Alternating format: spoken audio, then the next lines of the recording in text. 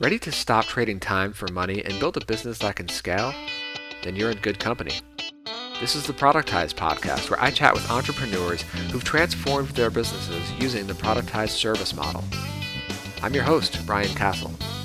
Want to learn my best strategies for productizing your business? Then get my free crash course by going to productizecourse.com. Now let's get into the show. Hey now. Always wanted to try that on the air. I think that's the last time I'll do that. Anyway, today, really great conversation you're going to hear with David Lewis, who went through the Productize course, and he had a really interesting success story to get his new business launched. He actually managed to launch a highly focused service for Amazon sellers, and this was an interesting case study.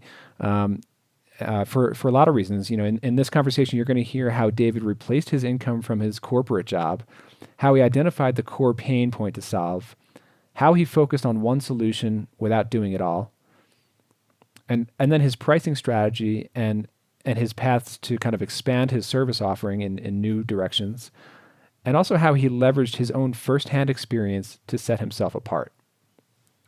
So we'll get right into that interview in just a moment. Now, today's quick tip when it comes to Productize service is use warm email outreach to get your very first paying customers. I love this approach. I've used it myself. I've seen many students who've gone through the Productize course use the warm email approach. And actually now in the second edition of the Productize course, we now have a whole lesson devoted entirely to this. Now, what I mean by warm email outreach is, now, unlike cold email outreach, where you're sending emails to complete strangers off of a long list of prospects, warm email outreach, on the other hand, is sending an email to contacts in your personal network. So friends, it can even be family, colleagues, coworkers, folks that you've met at conferences and spoke to. Maybe you're in online communities together. Maybe you're in mastermind groups together. You want to start to put together a list of, I'd like to shoot for about 20 to 25 names. That's kind of what I had when I launched my audience ops business.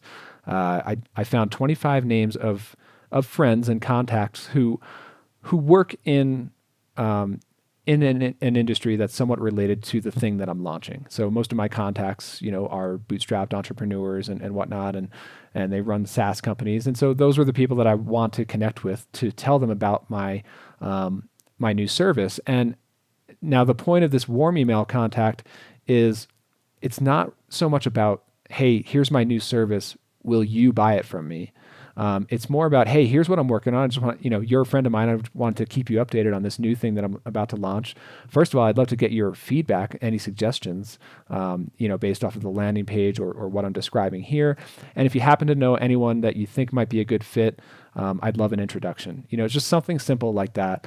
I've got other templates available in the Productize course and whatnot, but that's a really great way to just get the ball rolling and just get the word out, because typically before you even send those warm email contacts, before that, you alone are probably the only person who even knows that your Productize service, your new business exists.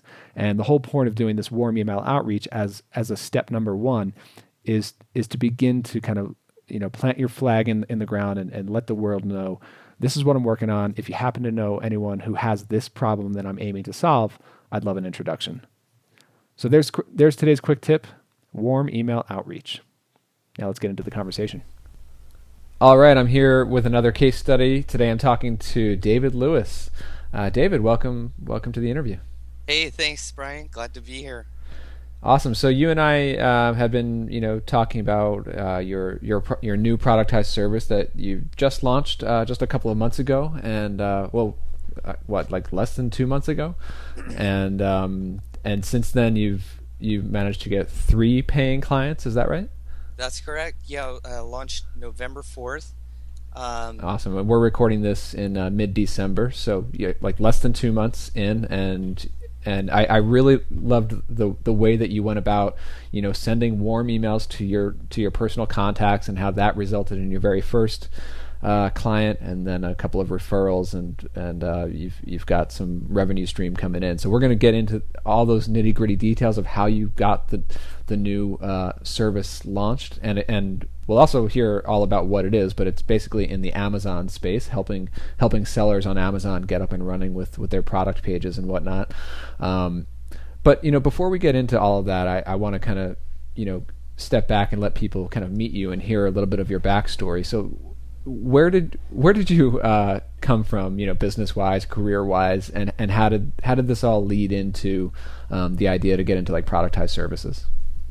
Sure. So I've been in product marketing for the past few years. Prior to that, channel marketing, and generally for wireless companies, software companies, so your traditional corporate position, and the environment, the cube environment, but working on a variety of whether it's a service or a physical product, bringing it to market, going through a launch sequence, product life cycle, and obviously maximizing sales, working with the organization to maximize sales. So it was a good base, understanding product marketing for me to look into e-commerce, as it touches on so many areas that I was familiar with, from content marketing to branding to product naming.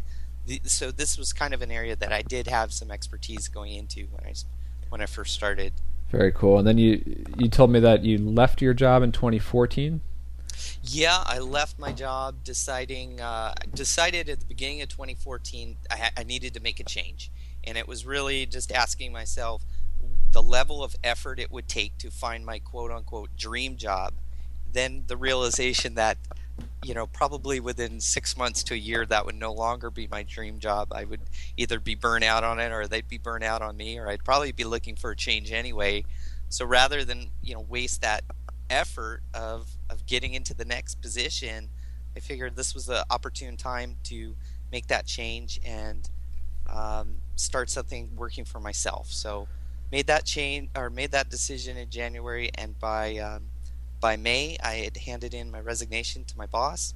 I gave her a 30-day notice, and then lo and behold, 2 weeks into my notice, my wife was let go from her corporate job. Oh, wow. So it derailed it a little bit, but at that point it was too late to pull back. The company I was working for was going through cutbacks, and my position, which I had offered up, was given to someone else. And there was no looking back at that point. Wow. So what was your first step from there? So prior to leaving, I had identified a business opportunity based on a kernel of an idea about protecting mobile phones with a unique accessory that plugs the ports, the mobile phone power port and the headphone jacks of your iPhone, your Android phone. And so I was able to purchase this product and a website, and that's all it was. There was no sales, there was no branding. It was really just some inventory and a URL. Oh, so the website that you bought wasn't even e-commerce. It was just about the product. It was about the product. There was one sale that occurred on eBay for $5, so that was my validation. Wow. prior to acquiring it, but it was less than $500 investment, again, to get that basic website up and to really start from the ground up. And so that was a physical product that you were selling. Right, this was a physical product. Prior to all of this, I had some experience with a SaaS-based product, so I was familiar with internet marketing from about 2011. A lot had changed by 2014, but it was still the same basics of a WordPress site and integrating an e-commerce element through WooCommerce. Is that so? Is that how you went about selling that product? Like, did you set up your own e-commerce site, or is that when you explored Amazon? No, initially starting with my own e-commerce and a couple keeping some listings going on eBay, which, as you know, if you've ever sold on eBay, it's more of a flea market than a profitable e-commerce channel for this particular type of product. So I recognize the power of Amazon and Amazon Prime. I've been a member for many years, and just how it's transformed into the largest retail space in the planet. So I knew I had to get there. I knew that that would probably be a channel that I'd want to explore. But yeah, like I said initially, it was just my website and eBay, and sales were starting to trickle in. I really didn't have a lot of competition, but having to be discovered through the traditional Google search engine, it wasn't a lot of traffic. So maybe 4 or 5 sales a week at first, and just enough to kind of keep my motivation there, that I'm selling products, I'm actually shipping products, I am making some money, but far from what I would later find out on Amazon was how much better it was. And then when did you kind of discover Amazon and really sink your teeth into that?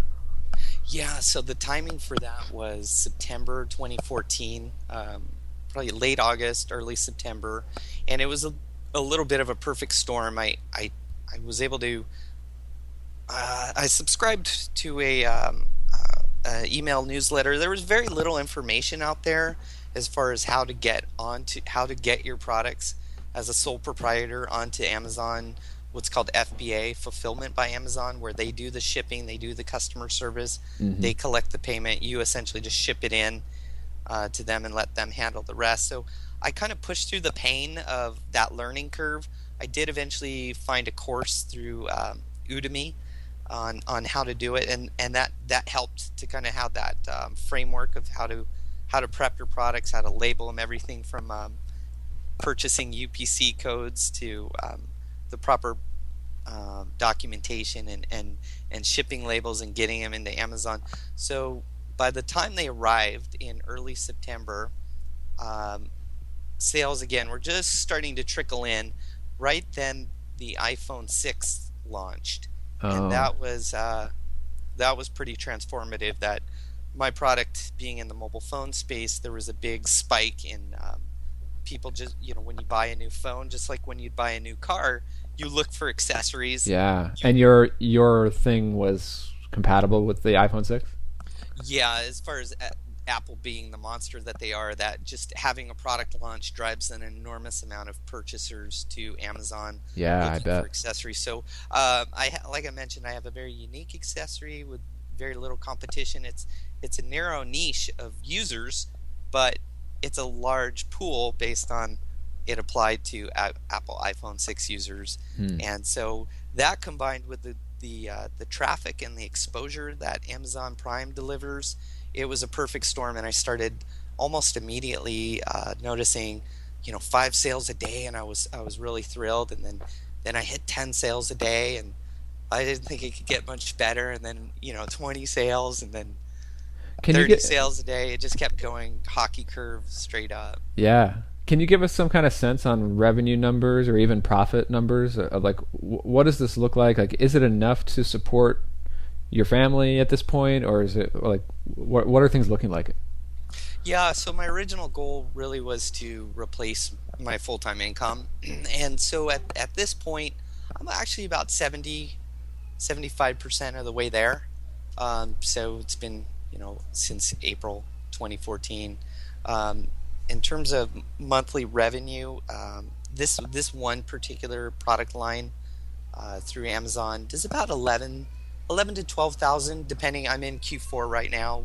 We're almost at Christmas, so it's about 12,500 right now is the run rate. But traditionally about 10 to 12,000 a month in sales. Of course, Amazon takes a cut. You've got your cost of goods sold. You've got delivery, shipping, PPC, all of those costs take off the top. So, like I said, I'm not there yet. That's why looking at other ways to supplement the income through this productized service and well, that's when you and I met, and we had a really good conversation about kind of looking at your options, right? So at this point, you'd been selling your product through Amazon, and by doing that over the course of a year, you obviously learn a lot about the ins and outs of marketing a product on Amazon and the best practices and all the kind of the secrets. Actually, when you and I were talking, you taught me so much about Amazon, because that's just a world that I'm a consumer there, but I've never really sold anything there. So it's just a whole a whole other world within the larger space of e-commerce.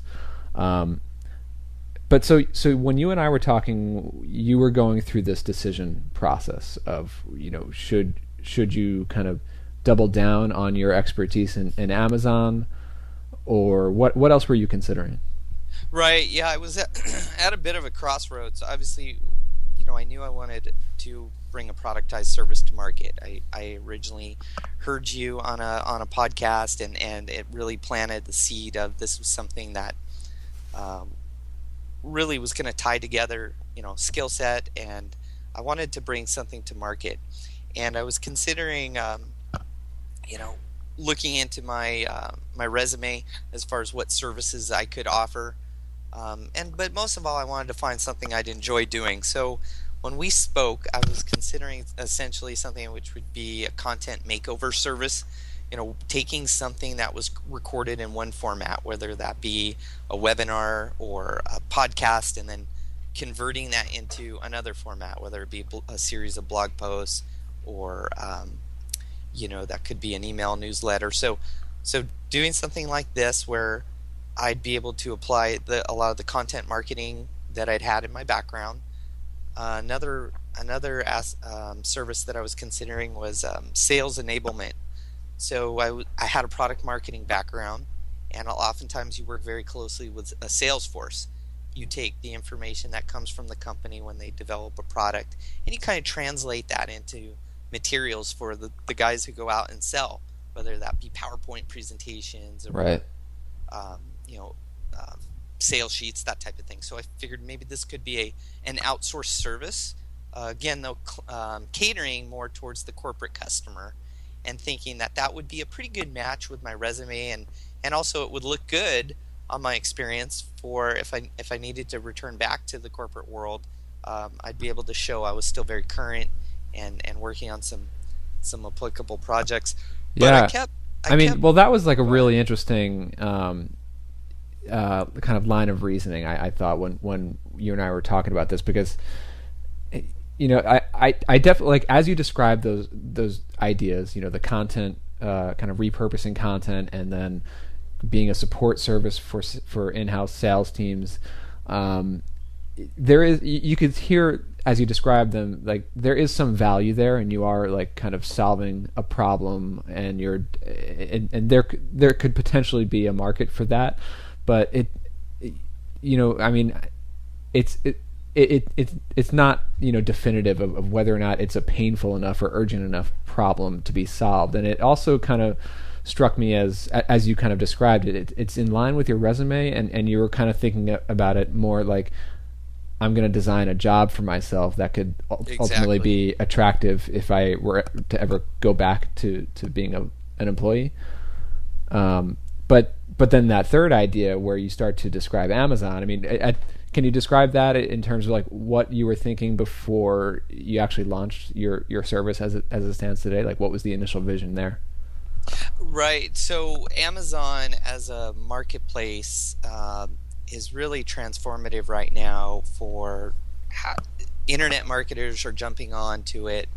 We're seeing about 40 to 50% of the products being sold on Amazon.com are third-party sellers. And these could be, mom and pop companies, they could be small manufacturers, or it could be a sole proprietor who's literally slapping their label on a product. And consumers are just, more and more and more as the sales are growing. So this is really one of those, movements that's coming along that you don't see that often. And it's always been my intention to get out of necessarily having my personal products on Amazon, although that's something I continue to do, but to take what I had learned, and gosh, that's all I did for an entire year, Brian, was just Amazon. Every piece of content I could get, every sales workshop, ebooks, and I really just lived it and breathed it long enough where I felt very competent in the tools that I had developed, and wanting to partner with new manufacturers who are coming on, or existing sellers who had been on Amazon but really didn't have the expertise to or the know-how to cash in on this amazing opportunity. I gotta stop you there, because this is like, I remember when you were describing this to me a few months ago, and just hearing you talk about it with such a level of expertise and the granularity of really knowing this whole world inside and out, between optimizing reviews and getting the high profile reviewers to come to your product, and optimizing the rankings within Amazon. I mean, I was hearing like next level stuff that I never even knew existed.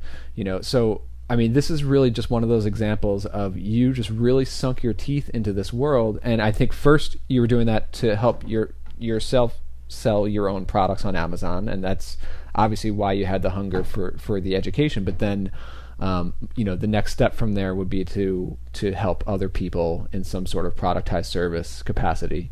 And I think this is just one of those examples of leveraging your unique expertise and your unique perspective, and I think it was brilliant.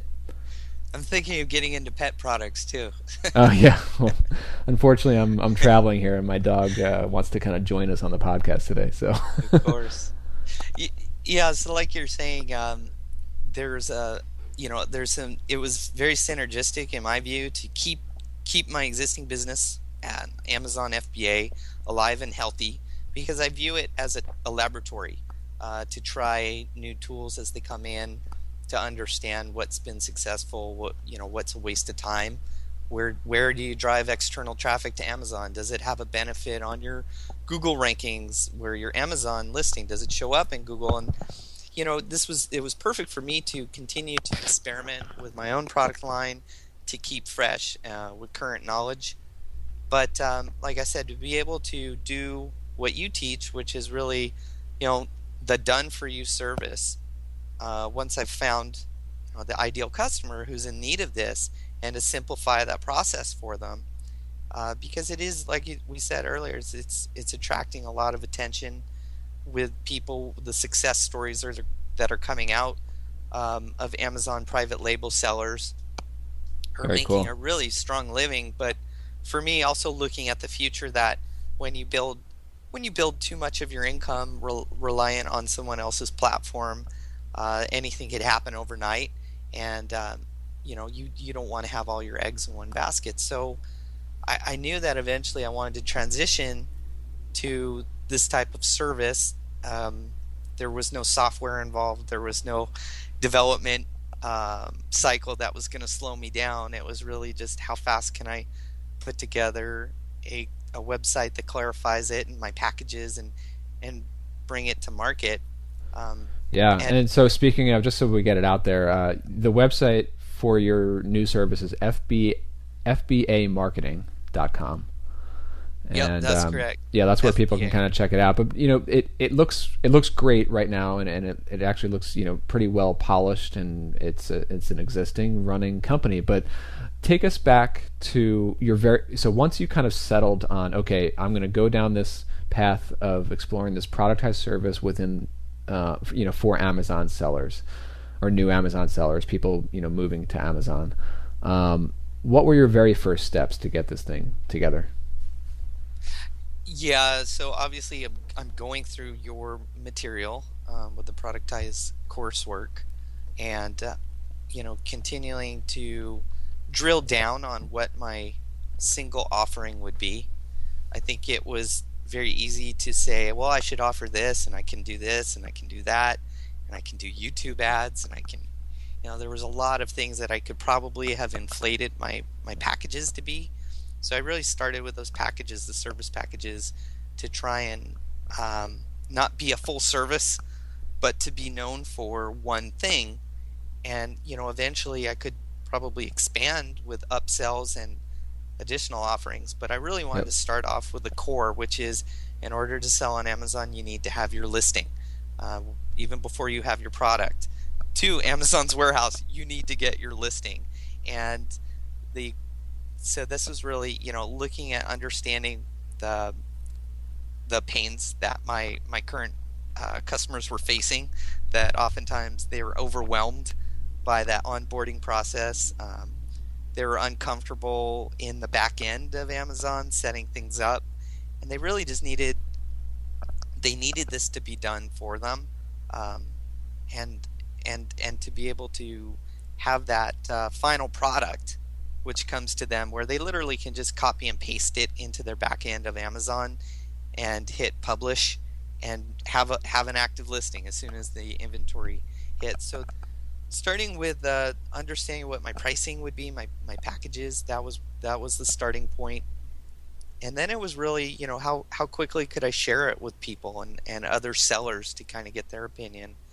And very cool. Can you give us a rundown of what the packages are as they stand today? I mean, obviously these might change over time, but what do the pricing and the packages look like, and what's included in that? Just so people have an idea.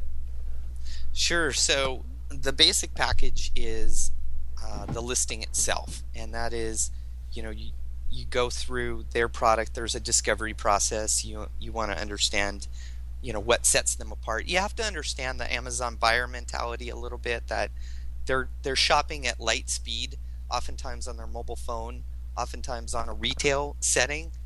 They're comparing products at a store. They don't know which one. So the way that things are marketed there is very different than it would be, say, on your website or in your physical store. So this listing package starts with the title, which is one of the most important ranking factors for where you'll show up on the results.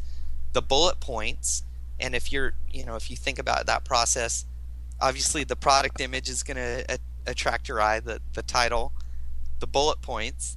Then comes the product description, and this is part sales copy, part product specifications, part motivating them to add it to their cart and buy it. So I include those features. I also take the if you've been on Amazon and you see a product and you'll get to the product description, you'll just see this ugly block of copy. If you read it, it may be really good content, but it's not formatted properly to show up with HTML. So some very, very basic HTML here. We're just talking line breaks and bold, making it stand out on the device that the person is reading it on. And then, of course, the keywords. This is really important. Unlike to be able to tell Amazon, you can tell Amazon directly what search terms you want your product to be served on. Yeah. So when the customer enters, wouldn't it be nice if it was that easy for Google? So I give them. That's kind of what I was going to say, and it used to be a little bit more like that on Google years ago when it was more simplified through tags and things like that to kind of direct Google. But Amazon is behind a little bit, so it is a little bit more primitive in that sense that you tell them this is what I want to rank for. Yeah. And so, next one, I mean, like the other packages, you're kind of adding. The review the product reviews seem to be a major piece. Is that right? Product reviews are huge. I mean, if you ask yourself if you're looking at a product and it's great pictures, great title, seems to do everything I want, but you'll see that be the first to review it. Do you really want to be the first to review it, or does your radar go up and say, there might be something wrong with this, and that's why it does? I'm going to just move on, even if the next product has only a 3-star rating. You're going to feel seeing that social proof of reviews, and it isn't just that somebody's left 5 stars or 4 stars. Is that you get a buyer's opinion of the product, whether that opinion be good or bad. It's information. It's another source of information other than the sellers, and it may simply be the buyer has restated your product benefits, but from a totally different perspective. So it continues to build up this picture of how great this product is going to be in your buyer's mind, and to even make any dent at all, you need to have a minimum of 15 reviews really before you start to catch momentum with people buying it. And then, of course, there's things that you can do to organically get reviews, but those first 15 reviews are really the grind of how can I get them. And so you're doing kind of like these outreach campaigns to get known Amazon product reviewers to come to the new listing and get their review in there. And you're also doing a number of other things here, in the mid and upper tiers, which range from $449 to $999, and you're also charging per product. So I guess a thing that I want to point out here is you are doing a number of things. Like, there are different tasks that go into all of these packages, from coming up with the SEO title, the product description, the HTML versions, doing these product review campaigns. You're helping to set up Amazon PPC advertising. So there are a number of things that you're doing, but the key, and like you said early on, you're solving one problem. And it's all focused around helping a new Amazon seller get up and running with their listing, which is so central to if you're going to have any sort of business on Amazon. The first and most important thing you need is your listing, and that listing incorporates a number of different aspects. So I think it's important to distinguish between just doing one task or solving one problem, which can involve a number of tasks. So I think you packaged it beautifully. And by the way, you're also pricing it per product, which I also think makes sense. A lot of people kind of rush toward the recurring revenue model, and they try to force things that just aren't recurring into a recurring pricing model. And I don't think that's smart. I think you know your market well. Like, somebody needs one listing, they want to pay a one-time fee. I'd imagine that your clients will have multiple products, right? Right. So if it's one listing, but you've got variations, so I sell, my coffee maker in silver, red, and black. I see, as long as the client is going to be providing me with those product images, that's simple. That's something I'm not going to charge extra for, to have those additional variations under that umbrella listing. But early on, I did struggle with that. How can I turn this into reoccurring revenue? I've been lucky so far that the results were so good for the first client that I've been now working with him almost a month and a half, but we've done three of his products. So there it's it's spreading through his portfolio. He's an existing seller, but he said, I was looking at my listings and the way they are now compared to my competitors, and he said my competitors look like the before picture. So I thought that was a nice testimonial I actually grabbed from him. But so I do, in my higher end one, the growth package, I do position that for 2 months, and that's, in a sense, it is a 2 months guaranteed revenue. If you think of it like that, it's one listing, but I've got 2 months of working with that client, and naturally that's going to give them more time to see the results, especially if it's very competitive. It may take 60 days before we start to get them up into the page one ranking and really noticeably increase their volume and their rankings. Yeah. So there it's more of an extended one. I think eventually any one of these could turn more into a managed service where, depending on the level of involvement of that seller, maybe they have a full-time job. Yeah, I mean, and they also want to be in Amazon. I could do a monthly recurring management, so there would be some type of package is essentially the onboarding, and then there's a monthly maintenance / tweaking, growing, measuring. Yeah, beautiful. And again, like so I haven't made it there yet.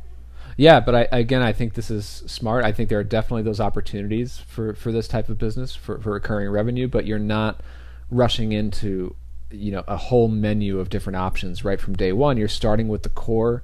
Just get your listing. Let's get some early revenue in the door. Let's prove this model. Let's validate that we have customers, and then kind of branch out and expand from there. I think it's very smart. So let's talk about that. How did you get customer number one?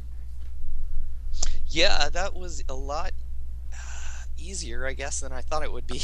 I've had businesses that have gone on much longer without seeing that first customer.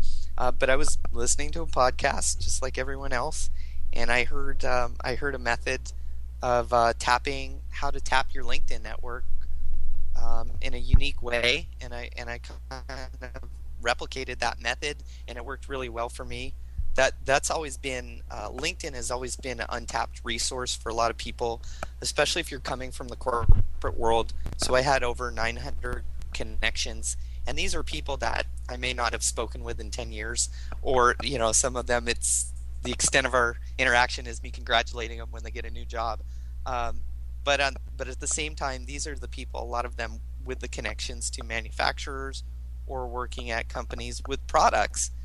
And I was able to essentially put together a personalized email where it does a mail merge. So it would go through my LinkedIn contacts, which you can easily download from LinkedIn. And I recommend that everyone does that, because you never know, LinkedIn could change that where you don't have access to download their contact.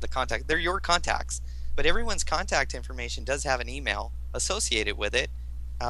So it'll have their name, the company they're with, and their email. That email may or may not get checked very often. It could be an older email, but considering that was a great way to start with 900 emails, I figured it was worth a shot. So I did basically an email where I'm saying, hey, it's been forever, and what are you up to? Here's what I'm doing. I just started this business, and this is what we do. We help product owners to start their business on Amazon, to improve their brand presence and their sales. And this probably isn't for you, but if there's somebody that who would fit this qualification, or does have a product, I'd be very grateful for any referrals that you could send my way, and then asking if there was anything I could do for them. And then I love the way that you positioned that message. You're not directly asking for a sale. Obviously, it's somewhat of a niche offering that you're offering here, and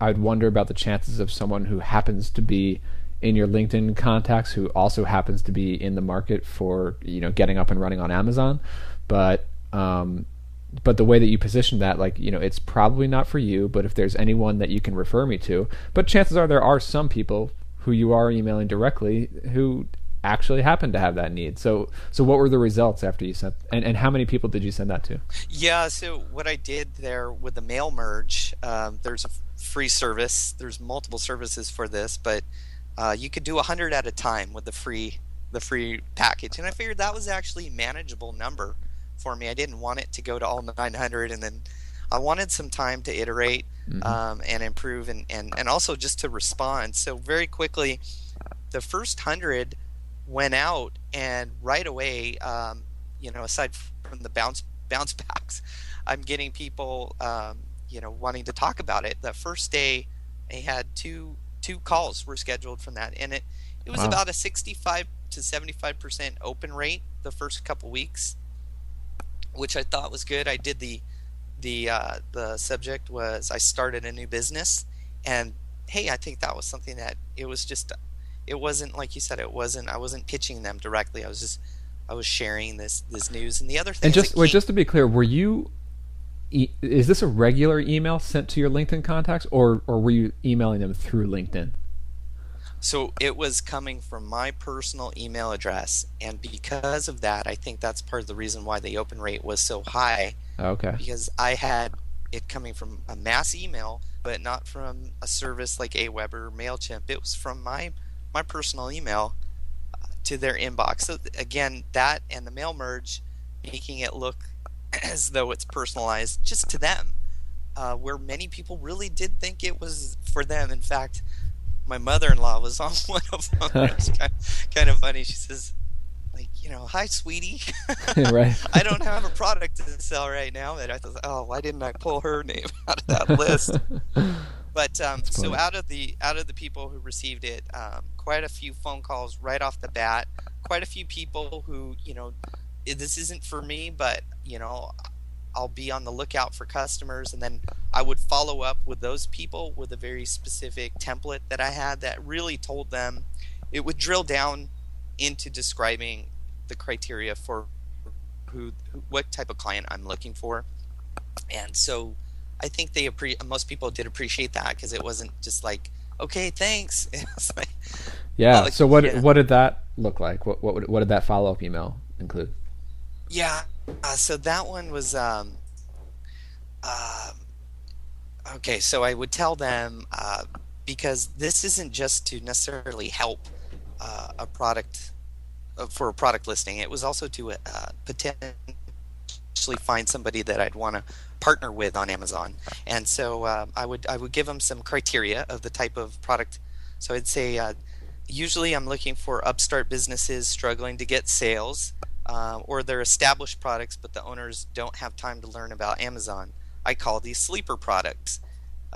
They're interesting, high quality product line with strong potential. They're currently listed on Amazon, but they're far down on the search results. They're barely selling, or the listing is a very poor quality, and there's few, if any, product reviews. And then I explained how I can help these people, and I think, like I said, a lot of the contacts did appreciate that. Nice. And the other people that would respond were actually wanting to learn, well, how can I get into Amazon? And so I developed another template, which was like, great, that's, here's some resources, and after you've kind of gone through these resources, you can circle back to me if you need any help, because I'm not a teacher and how to get your products started on Amazon. I can certainly offer advice and for what it's worth, but I offer a very discreet service here that's for product owners, and I didn't so I had to weed a lot of people out from that initial list, but it didn't take very long. It was within the first week I did have one client I spoke with who. So this was someone on the list, or a referral from the list? Yeah, this was a direct on the list. Said, hey, I have a product, check out this link. And it was I guess a pre-workout food-based product, which I had no experience with, but I knew that a lot of what I could do could help this person. It turned out later on, after I did start working with them and did get a basic listing going, they're what's called an Amazon merchant. And these are people who sell their product directly to Amazon, just like you would sell to Walmart or Best Buy. Oh, okay. As opposed to them being the seller and Amazon doing the fulfillment. And it is a different set of marketing tools that are available to them. So it turned out to not necessarily be a good fit. But then again, it helped me to understand these are people that I need to clarify who, right, that I'm specifically looking for FBA sellers to help. Got it. And then where did things go from there? So probably within another few days, got a email from an old boss, and he said, hey, check this guy out on Amazon. And he kind of made the introduction for us and had a phone call with this gentleman who was selling in the toy and games category. And he was here in Southern California and a little bit older, so not necessarily as up to date with all the marketing tools and capabilities that Amazon offered. But he had a good product, and that was my key criteria. I didn't want to help somebody market a product that was either bad quality or I couldn't ever see myself using, or you have to step into the shoes of, do you want to actually partner with this person to help them? Mm-hmm. So he had a unique product, high quality, made in the USA. He also donated a portion of his proceeds to charity. His product was made with recycled materials. So as a marketer, I'm just thinking, this is great. This is a great story. I can help him tell it better through a better listing, through better pictures, and just helping him to drive some reviews so he can get his conversion up. And luckily, it was great timing going into the fourth quarter, because the results have been day and night for him. As far as he's sold out of the product. Unfortunately, he's sold out of the product, and he didn't plan ahead of time. The replacement products will be in Amazon December 24th, so it's too late. But still, I mean, you guys worked together during the Christmas rush, and that's perfect timing. Right. And so certainly there's probably, I know we had great results, although I probably will say those results were amplified going into Christmas.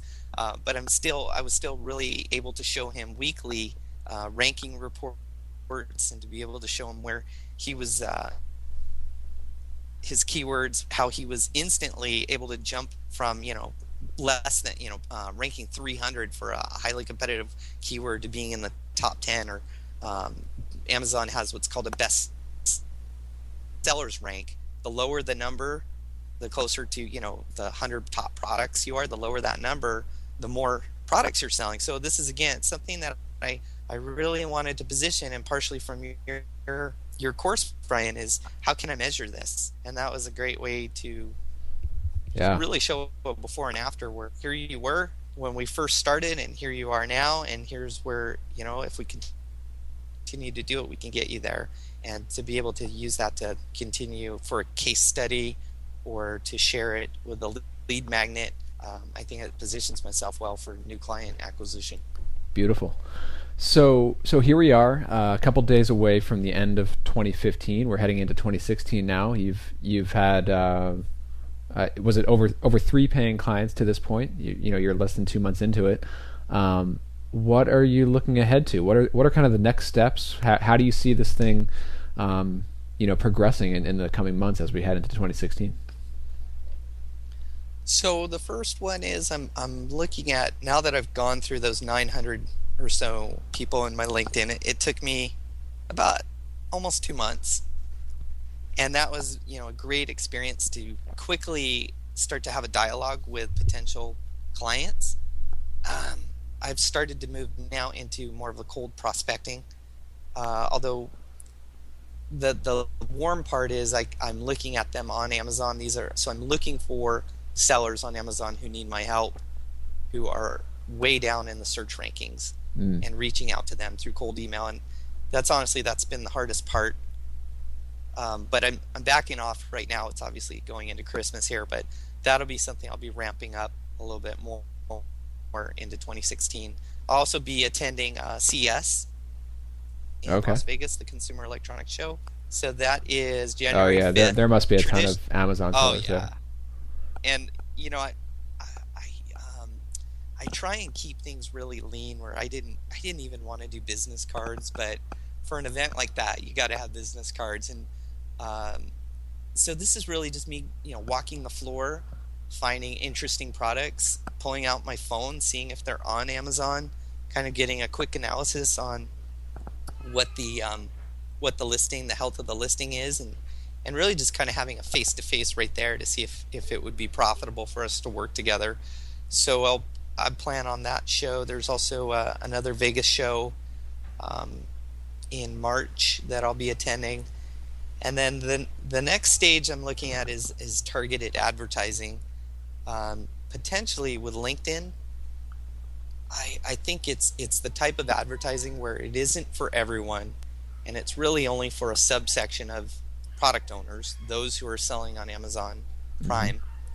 So it's got to be something where it speaks to, hey, are you selling? Do you want to increase your reviews on Amazon? So it's got to be that type of lead magnet. Yeah. Whether it be a webinar that I'll hold, a recorded webinar, or an ebook on how to do, some of the selling marketing tools that are available. And so, yeah, I hope to drive some traffic from LinkedIn, which has incredibly targeted filters, to be able to say, these are the type of companies I'm looking at, the size of the company, the particular title of whether it be, product management, marketing, who do I want to speak to at that company. So yeah, between that and just kind of going full throttle on the content marketing side and starting to hopefully get some organic traffic from Google. I'd hope to continue the funnel and keep repeating. So that would be the customer acquisition. The other side is how do I scale and systematize, like you teach in your course. Mm-hmm. And right now, a lot of what I do is fairly manual. I do have a couple copywriters who work for me. I have photo editors. So I have the pieces in place, but it's it's kind of perfecting the project brief or the questionnaire that goes out to the customer. Yeah. So you're still in this kind of early phase of still working with the first few customers and getting the process just right, because you're going to need to iterate on that, several times before it's really kind of locked in. Right, and also to be able to take a vacation and not have Yep. to worry about it, which is potentially an area of opportunity for this business. Just for the average Amazon seller, Amazon has pretty strict rules that you do have to reply to customer inquiries within 24 hours. Otherwise, there could be a performance notification on your account. So that may actually be something to look at for like an outsourced customer service kind of thing. Just exactly for Amazon. So I think there's, I continue to look for how could I do this as a monthly reoccurring. So maybe that's beautiful. part of it too. Part of the and package. kind of looping back to the marketing side of things, whether it's PPC, cold email outreach, warm email outreach, or content marketing, you're in such a targeted niche.